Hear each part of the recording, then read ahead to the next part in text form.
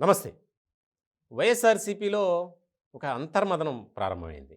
అంటే ఇప్పుడున్నటువంటి నేతల్లో కొంతమంది మనం ఈ పార్టీలో ఉండటం అవసరమా? కొనసాగటం ఎందుకు? అనే ఒక నిర్లిప్తత అనేది స్పష్టంగా కనిపిస్తుంది, వినిపిస్తుంది. దానికి ప్రధాన కారణం ఏంటంటే, ఈ 175 నియోజకవర్గాలకు సంబంధించి కొంతమందిని మారుస్తున్నారు. అలాగే సిట్టింగులుగా ఉన్నటువంటి ఎమ్మెల్యేలకు అవకాశం లేదు, ఉండదు అనే వార్త ఒకటి బాగా ప్రచారం జరుగుతుంది. ప్రచారం జరగటమే కాదు, నిజంగా వైఎస్ఆర్‌సీపీలో ఉన్నటువంటి పెద్దలే బహిరంగంగా చెప్తున్నారు మీడియా ముఖంగా. ఆల్రెడీ 11 మందిని మార్చిన తర్వాత ఏ రకమైనటువంటి పరిస్థితులొచ్చాయి, ఎలా జరిగింది ఏంటనేది మనందరికీ తెలిసినటువంటి అంశమే. ఇలాంటి క్రమంలో కొంతమందికైతే ఆ నియోజకవర్గంలో అవకాశం మళ్ళీ ఇస్తే మేమసలు పని చెయ్యం, పార్టీలో ఉండమని చెప్పి వారు డైరెక్ట్‌గా చెప్పినటువంటి పరిస్థితి. చెప్పడమే కాదు, తాడేపల్లి క్యాంప్ కార్యాలయం దగ్గరికొచ్చి ధర్నా కూడా చేశారు. అంబటి రాంబాబుకి మళ్ళీ టికెట్ ఇస్తే మేమసలు ఊరుకోం, పార్టీలో ఉండం, నియోజకవర్గంలో ఉన్నటువంటి కేడర్ అంతా రాజీనామా చేస్తామని చెప్పి. అలాగే అమలాపురానికి సంబంధించి మంత్రి పినిపే విశ్వరూప్ ఆయన కుమారుడికి అక్కడ టికెట్ ఇస్తున్నారని చెప్పి ఒక న్యూస్ అయితే బయటకొచ్చింది. దానికి సంబంధించి ఆయన, నా కుమారుడికి టికెట్ ఇవ్వద్దు, నాకే ఇవ్వండి అని చెప్పి. అలా తాడేపల్లి చుట్టూ రాజకీయాలు జరుగుతున్నాయి. ఇలాంటి క్రమంలో కొంతమంది సమావేశమై ఈ రకమైనటువంటి చర్చ చేసుకున్నారట. మనం ఇక్కడ ఉండటం అవసరమా? మనకి తగిన ప్రాధాన్యత లేదు. ఇప్పుడు టికెట్ ఇవ్వకపోతే మన రాజకీయ భవిష్యత్తు ఏంటి?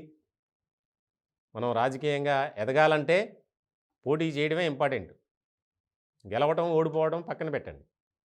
కాబట్టి మనం వేరే పార్టీ వైపు చూస్తే బెటర్ కదా! ఎలాగో మనకు టికెట్ ఇవ్వరు ఖచ్చితంగా ఇప్పుడున్నటువంటి పరిస్థితుల నేపథ్యంలో అనే ఒక చర్చ బాగా జరుగుతుంది. ఎందుకంటే కొన్ని నియోజకవర్గాలకు సంబంధించి ఇక్కడ ఇప్పుడున్నటువంటి సిట్టింగ్ ఎవరైతే ఉన్నారో వారికి అవకాశం లేదు, మారుస్తున్నారు.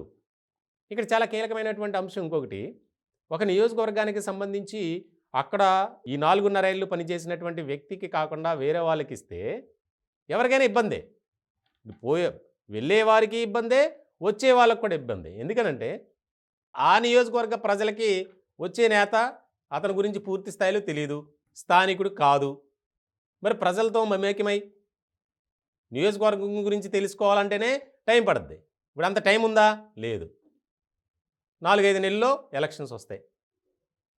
మరి ఇలాంటి సందర్భంలో అటు ఒకవేళ అలా జరిగినా మన ఓటమి మాత్రం ఖాయం, మనం గెలిచే పరిస్థితిలో లేదు. మరి ఇలాంటప్పుడు మనం వైఎస్ఆర్‌సీపీలో కొనసాగటం అవసరమా అనే ఒక భావన అనేది బాగా వినిపిస్తుంది. ఈ విషయంపై కూడా జగన్మోహన్ రెడ్డి గారు ఫోకస్ పెట్టినట్లు కూడా మనకి సమాచారం అందుతుంది. మొత్తానికి ఇప్పటికే తాడేపల్లి క్యాంప్ కార్యాలయానికి అలాగే జగన్ గారి దగ్గరికి క్యూ కడుతున్నటువంటి ఆశావాహుల్ని బుజ్జగించడానికి, వారిని సముదాయించడానికి పెద్ద టాస్క్ లాగానే మారింది. ఇప్పుడు ఉన్నటువంటి పరిస్థితుల నేపథ్యంలో పార్టీలో కంటిన్యూ అయితే మనం రాజకీయంగా ఎదగలేం. కాబట్టి ఏదో పార్టీ చూసుకొని వెళ్ళిపోవడం బెటర్ కదా అన్న ఆలోచనలో చాలామంది ఉన్నారట.